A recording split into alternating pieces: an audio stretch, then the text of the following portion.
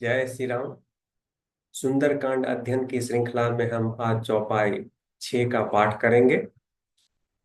तो हमने चौपाई 5 में देखा कि हनुमान जी अत्यंत सूक्ष्म रूप धारण करके लंका नगर में प्रविष्ट कर चुके हैं और महल महल सीता मैया को ढूंढ रहे हैं। इसी क्रम में उन्हें अ, विभीषण का महल दिखता है, जिसके पास श्री राम का एक मंदिर है, जिस पे मंदिर पे श्री राम के अस्त्रों और शस्त्रों का चित्र अंकित है और उसके आसपास तुलसी की झाड़ है। तो चौपाई 6 का हम पाठ करते हैं, फिर इसके अर्थ को समझने की कोशिश करेंगे। लंका निशिचर निकर निवासा, यहाँ कहाँ सज्जन कर बासा। मन मोहु तरक करई कपिलागा, तेहि समय विभीषणु जागा। राम राम तेहि सुमिरन कीन्हा, हृदय हर्ष कपि सज्जन चिन्हा।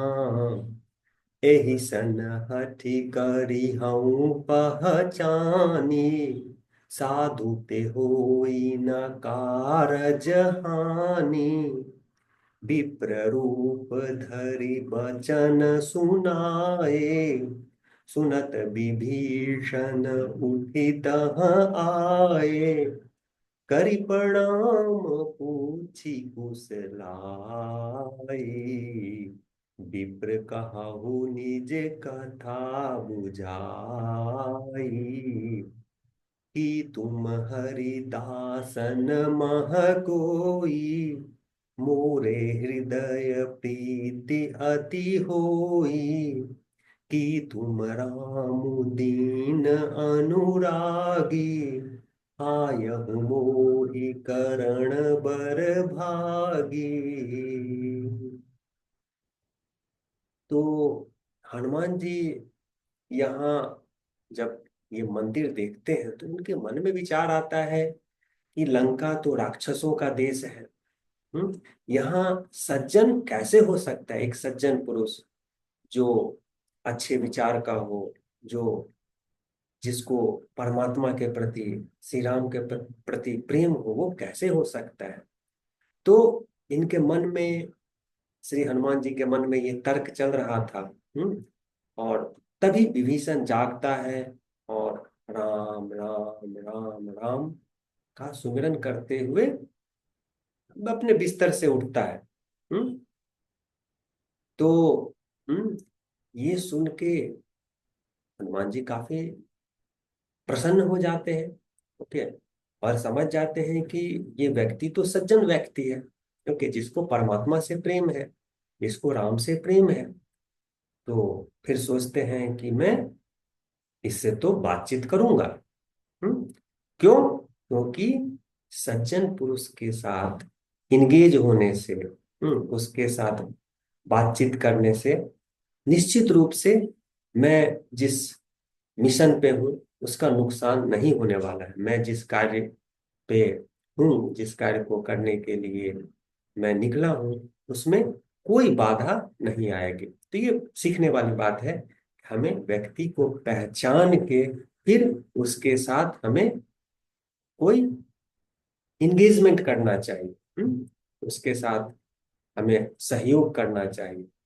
तो हनुमान जी ये डिसाइड करते हैं कि मैं इसके साथ इंगेज होऊंगा, मैं इसके साथ बातचीत करूंगा। और वो क्या करते हैं? विप्र का रूप धारण कर लेते हैं। ही डिस्गाइजेज एज ए ब्राह्मण।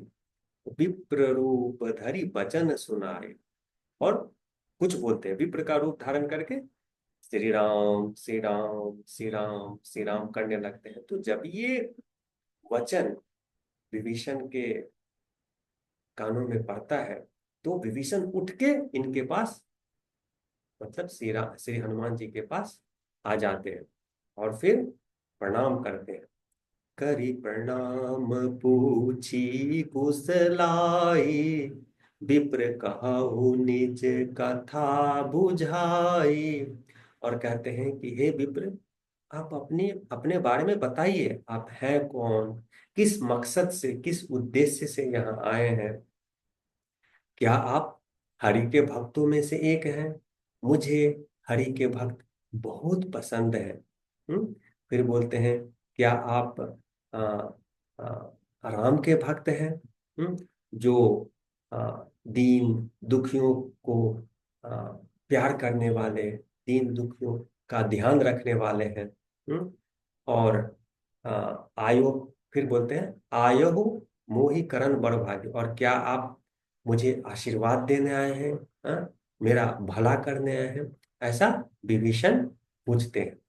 तो विभीषण के ऐसा पूछने पर हनुमान जी क्या करते हैं, ये दोहे में, तब हनुमंत कही सब राम कथा निज नाम, सुनत जुगल तन पुलक मना, मगन सुमिर गुण ग्राम। तब हनुमान जी हाँ, राम की कथा और अपने बारे में विभीषण जी को बताते हैं कि मतलब वो किस उद्देश्य से यहाँ आए हैं।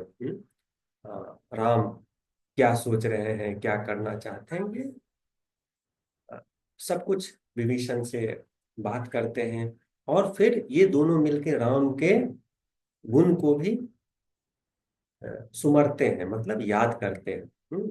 और जब ये दोनों बातचीत कर रहे हैं, राम के गुणों को सुमिर रहे हैं, तो दोनों काफी पुलकित हो जाते हैं और दोनों के रोम रोम खड़े हो जाते हैं एक्साइटमेंट में, खुशी में। तो इस चौपाई से हमें क्या सीख मिलती है कि हमें व्यक्ति को पहचानना चाहिए, पहचान के ही फिर उसके साथ इंगेज होना चाहिए, उसके साथ कोई कार्य करना चाहिए। कोई अ, कोई एक्टिविटी करना चाहिए, कोई प्रोजेक्ट करना चाहिए, कोई मिशन करना चाहिए। तो ये लाइन हम फिर से एक बार पढ़ते हैं। एहि सन हठि करी हऊ पहचानी, साधु ते होई न कारज हानि। तो जब आप अच्छे लोगों के साथ आप कार्य करेंगे, तो आप, आपका जो उद्देश्य है, आपका जो कार्य है, उसमें किसी तरह की हानि नहीं होगी। तो आज के लिए बस इतना ही। अगले सत्र में हम चौपाई 7 का अध्ययन करेंगे। धन्यवाद।